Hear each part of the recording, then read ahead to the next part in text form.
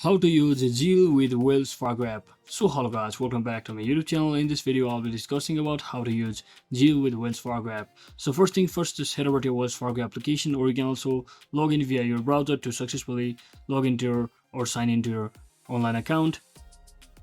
And once you do all of that, now you just have to open your pay and transfer option, which is usually located at the bottom of your screen. That is bottom navigation bar right next to the deposit option. So just tap on this pay and transfer option over here.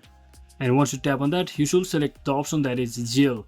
So it is usually spelled Z-E-L-L-E.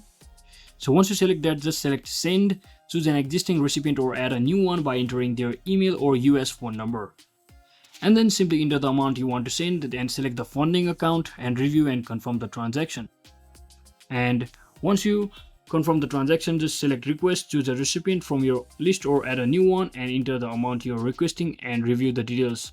So if you are not or your recipient are not already enrolled, you will be prompted to enroll by linking your email or US phone number to your Wells Fargo account.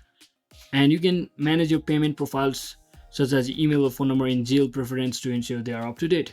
So that is it for today guys. Thanks for watching. Don't forget to like and subscribe. See you on the next one.